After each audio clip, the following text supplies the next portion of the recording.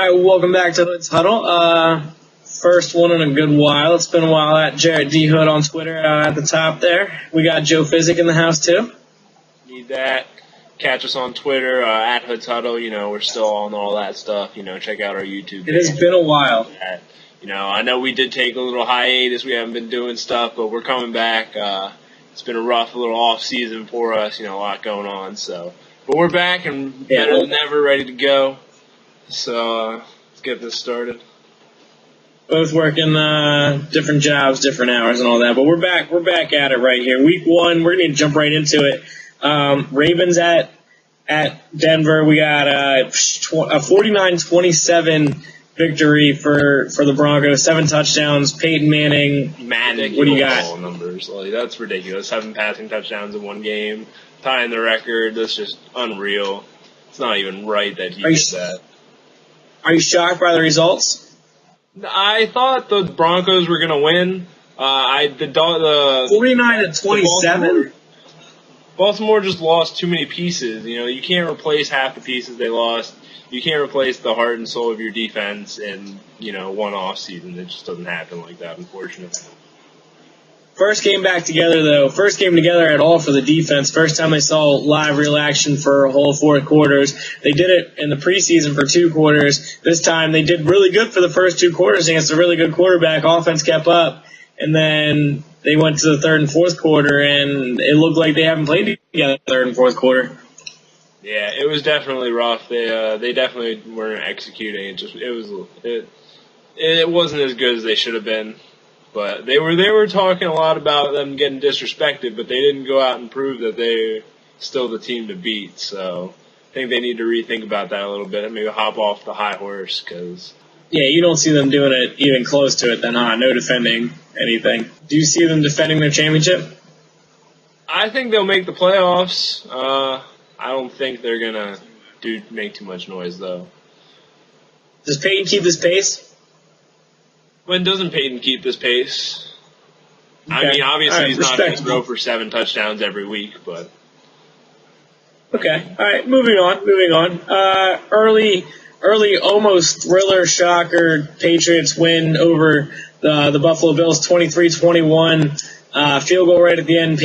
Tom Brady under 2 minutes. I mean, give him the ball, he's going to beat you. But overall, were you shocked? Are you scared? Game was a lot closer than I thought it was going to be. The Patriots still got to work out some kinks with their offense with, no Gronk, Aaron Hernandez is gone now, so they still have a little bit to work out with, but the Patriots, always take those no-name guys and turn them into the next big player, so I'm sure they'll do it again. Julian Edelman, is he the new Wes Welker? I think he can be. He shows he's got a similar skill set. They use him the same way. Over, under 100 catches. Ooh. Over. Wes Welker had over 100 catches the last 5 seasons. I'll say over. If healthy, over? He'll do it. Yeah, if healthy, he'll do it. Is Danny Amendola soft? I like Danny Amendola. Do you like him because you had him on your fantasy team last year, or do you like him because he's good? He's all right. he's not he's a pretty decent pick. I think if healthy, he flourishes as long as the new Wes Welker, Edelman. I think they both flourish in this offense. They benefit from a weak schedule before Gronk comes back. This new tight end learning his kind of wannabe Aaron Hernandez role. He's more of I don't know. I guess he's more of a Gronk. I didn't get to see a whole lot of him. I can't really judge it. I know he's one style or another, but my point is I have the Patriots as my Super Bowl champions. Actually, I'm not going to change it after week 1. I mean, there's a lot of new stuff going on there. They've lost close, or they've beaten the Bills close before. Tom Brady's 20. What is he? 21-2, I think, against the Bills in his career. I mean, it's just. I don't think it's cause for concern, but that defense. I mean, EJ Manuel had a great game. I think he's something to watch for. Yeah, absolutely. I think he did what he had to do to win that game. He just gave the ball back to Tom Brady. I mean, Tom Brady's Mariano Rivera 2.0. I think he's as good as a closer, if not better. Yeah. Under 2 minutes, you're going to get the ball. He's going to go score. He's going to go score some points. He's going to win you the game. But I think EJ Manuel played well. I mean, I've been an EJ Manuel fan for a year or two now, so, we'll see. We'll see. Yeah. But no overreaction. Patriots, Jets this week. We'll talk about it. We had a close one in New Orleans, 23-17. Surprised? Shocked? Sean Payton? Yeah, I thought they would come out, and I thought the Falcons were going to win this game. I mean, they don't always play the best. They're a good team at home. They're amazing at home. They don't lose at home. But, on the road, it is a different story, especially in New Orleans. You got the whole Superdome. It's loud in there. New Orleans and Atlanta are basically the same team. Both teams play really well at home and really bad on the road. Yeah. So, I mean, I'm not shocked that the Saints pulled off the win, but I thought that the Falcons would win. Sean Payton, is this a big deal for his return? I mean, are we going to kind of think they're maybe better than what we thought before because it is his first game back and he missed the whole year? Or are we kind of just like, I mean, it's week one. Right. Yeah. I mean, no doubt Sean Payton's a great coach, and no doubt he was, missing him last year definitely hurts, and having him is going to make a difference. It's going to make a significant difference, but, I mean, I think the defense still needs a little work. I agree. I still have Atlanta as the division winners, and I still don't have the Saints making the playoffs. But it's a big win. It's confidence boosting, and if there's any shot of them turning everything around and being that team that they used to be, and having those hard games and all that, it was a great start. I mean, it's definitely something to be confident and happy about. Yeah, I agree. I definitely agree. Kansas City went to Jacksonville, gave up 2 points. So their defense played really well, and that offense scored 28-2. Jacksonville's new look didn't do anything because they still didn't play well. Yeah, I mean, I like the new look. I like their jerseys. If it's any consolation, I mean, I think it's cool. I like the helmets. A lot of people don't, but I'm a fan of it. I'm a fan of it too. We're on the same page. They're nice. But yeah, the football team still needs a lot of work. Here's my problem, and I'll say it forever. If you're in the sports business, you can't be in it to sell tickets. You have to be in it to win, because the only way you can sell tickets is if you win. So that's literally a win-win. Speaking of selling tickets, is it Tebow time in Jacksonville yet? I mean, are we ready I feel like to somebody that? needs to do it. I mean, We're getting close, right? We're getting close. Yeah, I think we are. I mean, it could happen. What's the worst that happens? You sell a bunch of tickets? I mean, isn't that what they're going for anyways? That's true. I mean, they'll definitely sell tickets. Especially I'm not condoning this to sell tickets, but at the same time, that's what their owner's about, and they might win a few games. I'm not saying they do, but I'm just saying Tebow's a winner. Why not? Right. Let's go for it. It is what he does. Does this do anything for Andy Reid's career in Kansas City, or is this just like a, hey, pat on the back, good first game, coach? Yeah, I mean, it was against Jacksonville. And I like how Jacksonville scores the 2 points on the safety first, and then they just get destroyed afterwards. But you take the win. You take the first win as him as head coach of your franchise. As like, hey, absolutely. We're 1-0. We're better. Yeah, we're as good, if not better than the Super Bowl champs. And I mean, right? good for Andy, but I mean, let's be real here. It was the Jaguars, so week 2 will definitely be a test. I think they play the Falcons or something like that. Or no, Speaking of bottom, Dallas. Yes, Kansas City plays Dallas, which is going to be a good game. We'll get to that. Speaking of bottom of the barrel. The New York Jets end up pulling it out over the Bucs. What is it? 18-17. The Bucs were just. It is. Geno Smith played really well. He passed I think it was 24 of 38. I mean, 250 some yards. Most of those in the second half. Used his legs as the potential game winner, the best play of the day for them, getting pushed out of bounds and all that. Yeah. Was it a penalty? Was it a penalty? It should have been a penalty. I would say it could have been a penalty. I think it gets called out 10 out of 10 times. I don't have a problem with it. A lot of people are saying, let him play, ref, let him play. But, no, I like it. I like the call. Dumb play by the Bucs. You literally cost your team the game. You had it. I mean, you had it. It was unnecessary. That's just. I don't think Geno Smith scores a touchdown on the next play, but I guess it could have happened. But either way, you made it easy for them to win that game. Rex Ryan, are the Jets now going to be a great team? I mean, I don't ever see that happening, but they're definitely better without Mark Sanchez. Right, and was Geno Smith? Was it shocking? Were you impressed? Did you see this could you, like, if someone said to you his stats and that they win the game, were you, like, before the game, were you like, yeah, it might happen, or you're like, yeah, not gonna happen? He could have pulled it off. I mean, I thought the Bucks would come out a little more offensively, especially with Doug Martin blowing up last year. They have a great offense. They broke records last year. Yeah. They broke records last year on offense. Yeah, so I thought they'd come out and do a little more. I was a little more shocked that they didn't play as well as I thought they would, as opposed to the fact that the Jets went in a circus. Off. Yeah. Yeah, it was a circus. It's always a circus with the Jets. Yeah, you're right. It wouldn't be. Seattle 12, Carolina 7. What's more shocking? Seattle only puts up 12 points, or Carolina only scores 7? Well, I would say probably that Seattle only scored 12, just because the Seattle defense is pretty good. They're one of the top defenses. You can't argue that. So it doesn't surprise me that they were able to shut down Cam Newton to a point, and not that Cam Newton really has a lot of weapons around him to do much with. So. Well, I'm a big believer in the West Coast to East Coast stat. Doesn't usually happen, especially 1 o'clock start. The West Coast team usually doesn't play well and usually doesn't get the win.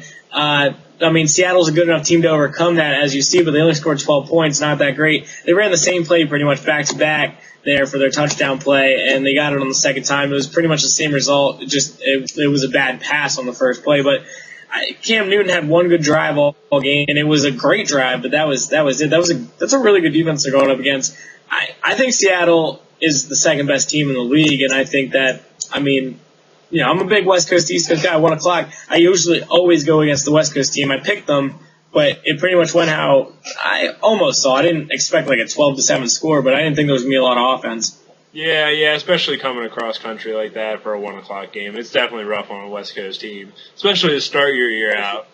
So. Well, it's tough. It's tough. Yeah, so I don't take too much out of that, but you know, I expected a little more from Seattle's offense. I think Russell Wilson looked a little rusty maybe from the offseason. Yeah. I agree. But again, that long flight, like we both said. Cincinnati at Chicago is the next game. I mean, I think that was the juggernaut of the 1 o'clock games. I thought it was a great game. I had it circled as, you know, the game that I really wanted to pay attention to during the 1 o'clock hour. And it didn't disappoint. Chicago wins pretty late, you know, like game-winning touchdown drive in the fourth quarter. Both teams are good. Both teams were 10-plus win seasons last year. I had both teams in the playoffs this year. You know, I don't think you could ask for better play out of either team. One team had to lose. That was a great game. It was just a great overall coach, well-played game. Both offenses played well. I mean, A.J. Green blew up. You know, it was a great day for him. You know, the Bengals did do a lot of good things, but I mean, so did Chicago. Chicago is definitely one of my top tier teams too. I mean, Jay Cutler's a monster, especially with Brandon Marshall. So they're a pretty good duo. That is my favorite. That's my favorite quarterback receiver tandem in the league right now. Yeah, and you can't forget Matt Forte. I mean, he's also a monster. Absolutely. So as long as he stays healthy all year. Nice 3 in their offense. So yeah. It was definitely. I think the defense one of the best of the 1 o'clock games. I completely agree. I think the defense is better than they were last year, even without Urlacher. I think it's a Ravens effect, but I think they're more in sync because they're at least still more intact. They're more together still. I think that's a good team. I think it's a great team to watch for. I think they're going to rival the Packers for the division. Yeah, I agree. Miami going to Cleveland to win 23-10, 23-10. Brandon Whedon looked amazing in the preseason, and then he came out this game looking like Brandon Whedon of last year. This wasn't too good like the Browns. Overall. Yeah, it wasn't. I expected a lot from the Browns this year. I didn't expect them to win this game. I'm a Miami believer, but I'm still a Miami believer. This kid overreacted over 1 week, but still, it is cause for concern when you're talking about a team that I invested a lot of stock in, at least under Tannehill and Mike Wallace. Mike Wallace complaining. What's the bigger story? The Miami wins their first game, Browns look like the Browns, or Mike Wallace is mad at his team and then mad at himself instead? I'd say Mike Wallace getting mad at his team. I mean, it's week 1, man, and you're already talking about targets. I could see, if you have 2 targets in the first 4 weeks, it's week 1, dude. Like, calm down, I'm a self-admitted Dez Bryant hater just because I'm a Cowboy hater, not going to deny it. But realistically here, Dez Bryant got double-teamed all game. Mike Wallace gets double-teamed all game. Dez Bryant Mike Wallace do pretty much the same thing. As Bryant doesn't complain, Mike Wallace does. Des Bryant's supposed to be that guy, isn't he? Yeah, right. He's on the Cowboys, so usually the personas are on there. But I don't know. I think Des Bryant's learned a lot through his career already, and so I think he's learned how to mature through it a little bit. I think Mike Wallace hasn't really had to face this kind of wide receiver adversity being in Pittsburgh for his career. So he's always had a little more weapons around him that he could get some space and make things happen. So now that he's kind of more the main experienced guy, quarterback. Yeah, that too is possible. What do you see the Dolphins doing down the road? I think they're going to be okay. I mean, they also have Brian Hartline on the other side, and he had a really nice weekend. Yeah. So I think they're more of an 8-8 kind of team right now still. But I mean, 8-8, 9-6 maybe, or 9-7 maybe. Yeah, I had them as a 9-7. I believe. But either way, we're on the same page with that one. I agree. I like their offensive line. I like their rushing game. I like their defense, but 9 wins I think is their ceiling. But like Philbin was saying after Wallace blew up, he said, some players get their numbers called different plays, but you get the ball if you're open, you know what I mean? So he's kind of saying, hey, Mike Wallace, you weren't open, what are you doing, bro? You need to check down a bit. Get at it. If you want the ball, see some space, buddy. Right? Vikings at the Lions. I had the Vikings winning. Lions win 34-24. More surprised AP doesn't get 100 or Reggie Bush does what Reggie Bush does. I think this was a great coming out game for Reggie Bush. But I think the more surprising was, Peterson doesn't get 100 yards. Because especially after he breaks 78-yard touchdown run on the very first play of the game, he's only 22 yards away from 100 at that point, and he still has another 14 minutes and 30 seconds left in the game in the first quarter. I'm kind of surprised he wasn't able to break 100, especially since his goal is 150 per game right now. Yeah, I think he puts a 210, 215 yard up game to offset this. I don't think he breaks the record like you said, but either way, I'm a big AP fan. I don't say go against him or away from him. I think a lot of it's because they were losing. You're playing a high paced team, and when Matthew Stafford is on, which has been really back and forth, hot and cold over his whole career, but when he's on, they are a hard team to beat because their offense is moving so fast at the time. I mean, and they're not Eagles or Niners fast, but they're so fast, and it's hard for your defense to keep up. And they have big physical. You're not running the ball as much. What do you believe? Do you believe Ponder? Ponder he struggled. He struggled a lot. Do you think he can turn around before the end of the season? I think he'll turn around a little bit. I mean, I don't really see Ponder as being that guy that's gonna lead them.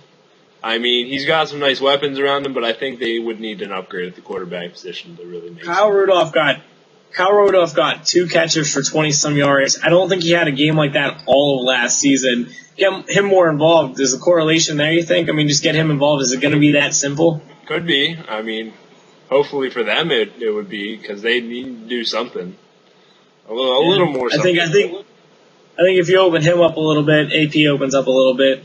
Wide receivers get out a little bit. I mean, it's just you got to find that run game, I guess, still with them. Yeah, that's true. Oakland at Indy. Was this a shocker? Indianapolis wins 21-17. Andrew Luck with a great run with 4 minutes left, 20 yards. Terrell Pryor had 100 yards rushing. Yeah, Terrell Pryor had a nice weekend. A lot of people didn't think he could do what he's been trying to do, and he's going out and proving he can play with the big boys. I like Terrell Pryor. I thought the Colts were going to win because Andrew Luck's just unbelievable. I mean, he's the next Peyton Manning, but more mobile. So he's a hybrid version of Tom Brady's and Peyton Manning's. He might be the next version of him, like you said. I've been a Terrell Pryor fan for years. I'm an Oakland fan, but they're just in a weak division. So I mean, it's not like I don't it's. They might be a little overhyped by the end of the season, wow, look at Oakland, better than most years, but still, I mean, they're not going to do anything because Denver. But either way, Oakland looked really good against a pretty good team. I mean, but week one. Yeah, they surprised me a little bit with the way they played, but I mean, I agree with you. I don't think they're going to make it too far. It's just not a strong enough division right now for them to really compete. 4:15 game, one of the most talked about games, the Niners-Packers. I mean, I think this was a classic game for week one. I think you couldn't have matched up two better teams. I think the Packers might not be as good as they have been in years past, but their defense is never good, so it all kind of falls on Rodgers. He's an elite quarterback, maybe not an elite offense. That offensive line looked rough, looked a little rusty. They were going against the Niners. Not Clay Matthews hit out of bounds. I mean, there's just, my mind explodes when I think about this game, but what was, in your eyes, the biggest part of it? The late hit with Clay Matthews, that was kind of ridiculous. I mean, he was clearly out of bounds, and he's just like taking him down, like just unnecessary. I'm surprised there wasn't a flag for the retaliation.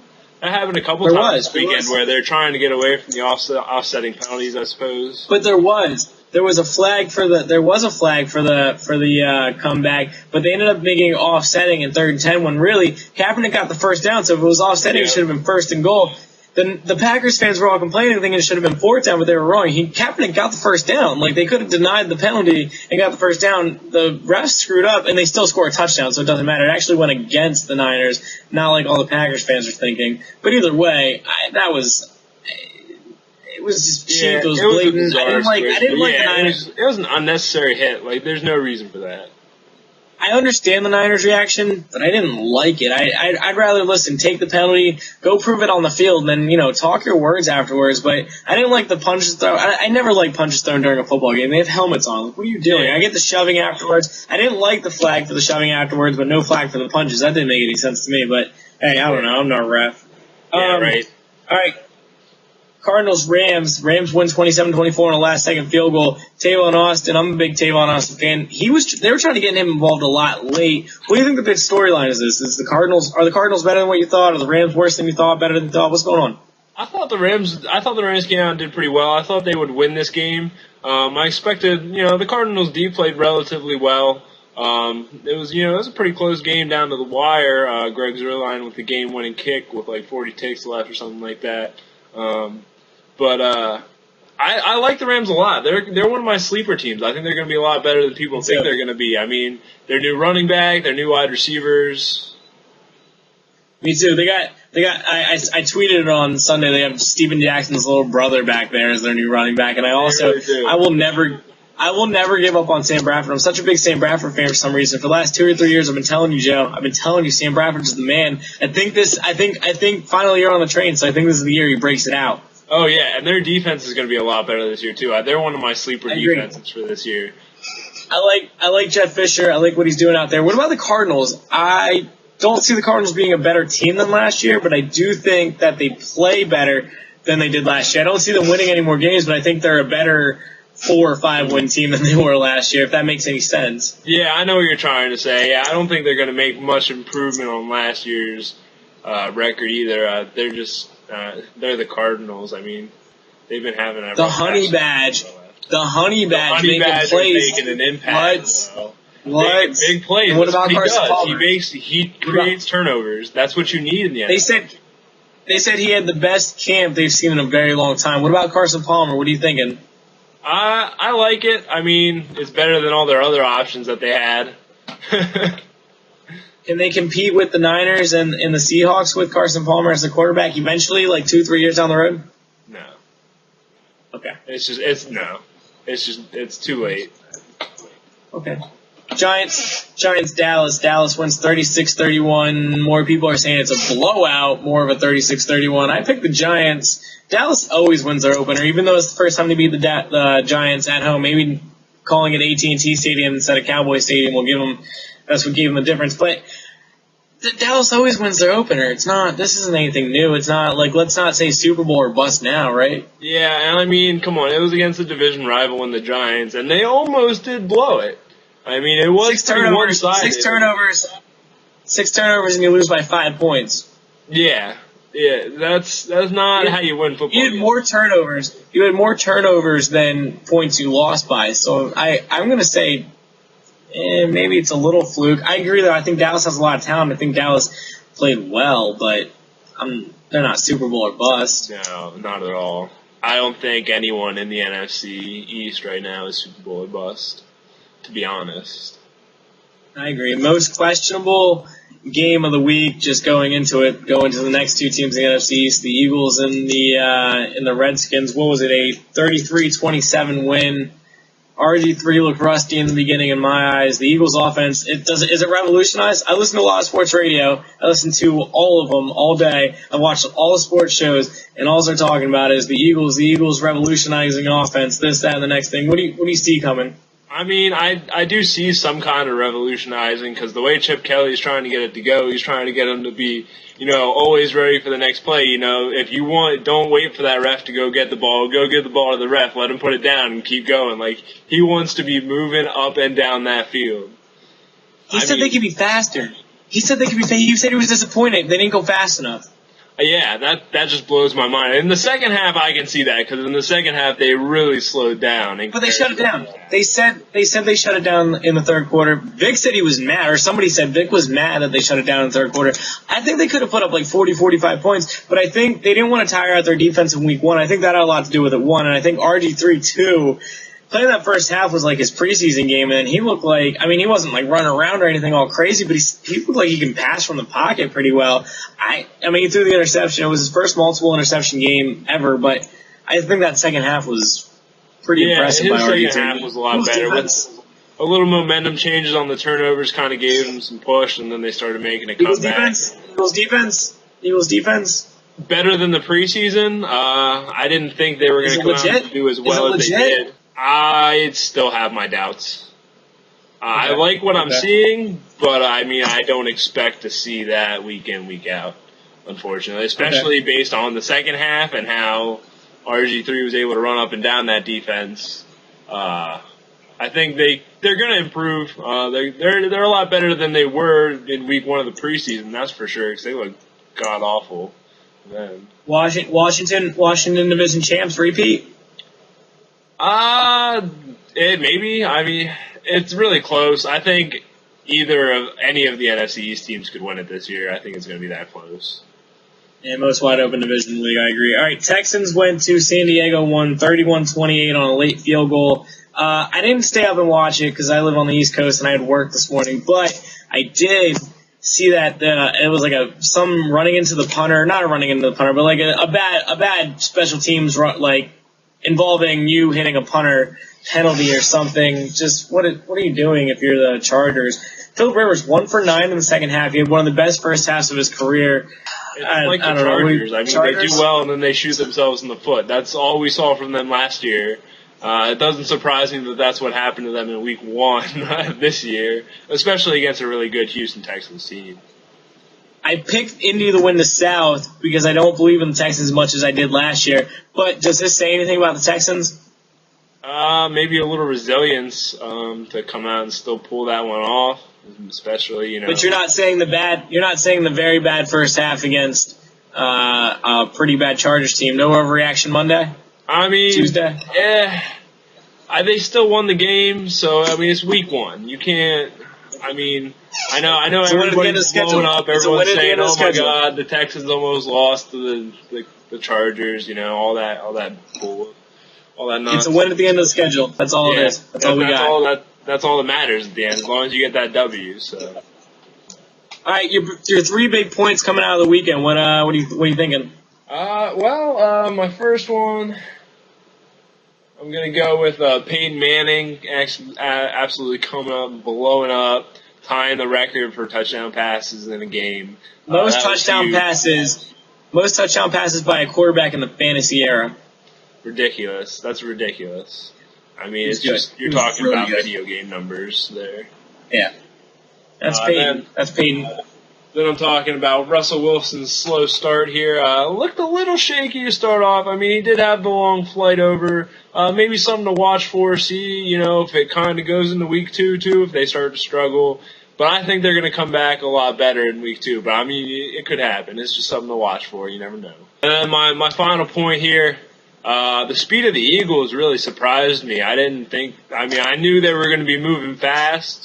But I was surprised at how fast they came out in that first half. If they could keep that up and get that in the second half and maybe, do the more of the things that Chip Kelly's talking about, that would be ridiculous to see, you know, a team that just marches up and down the field just in minutes, scoring touchdowns, putting up 70 points like you did in Oregon. I think that would be really, really interesting. We both came up with 3 original points. We both put down the Eagles' offense as one of them. I think there is. I'm not saying it's a Bill Walsh offense where 20, 30 years from now the West Coast offense is still being run. It's being run today, 20 years after it was made. I'm not saying that 20 years from now we see this new revolutionized read option or whatever you want to call it. I'm not saying that happens. I think it'd be cool, and I think that it's just like the West Coast offense where eventually it's used, you know, in sporadic, but I don't think it's completely revolutionizing the game. I don't think it's going to be a brand new football game where everybody uses it. I think there will always be Peyton Manning and Drew Breeses and you know, Brady's and Rodgers and all that, but I do think this opens the door for Manziel's and Vicks and, you know, I mean, look how much fun they were having last night. Who knows in free agency who's going to want to go to there next year as an offensive player, and who knows who they're going to draft. I think sky's the limit, but at the same time, we're talking week 1. You can't be, you know, Super Bowl and revolutionizing like the rest of everybody else is talking about. But we agree on that. We agree on that was huge. I'm excited to see where it goes from here. Yeah. Yeah. My other 2 were the Niners. You know, that was just, I think that's a big win. I know, I don't think the Packers are like amazing or great or anything, but that's a big deal. I think they played big in the big situations. Anquan Bolden, worst trade ever, brother to brother. Like, he just gave it to him for free, said, I'm sorry, we won the Super Bowl. Maybe not, I don't know, feel bad. Like, what was that? Yeah. 207 yards for Anquan Bolden. He destroyed it. That was ridiculous. He has. Speaking of the Ravens, they were my 3rd point. I just expect more from the Super Bowl champs in week 1. You don't give up 7 touchdowns, but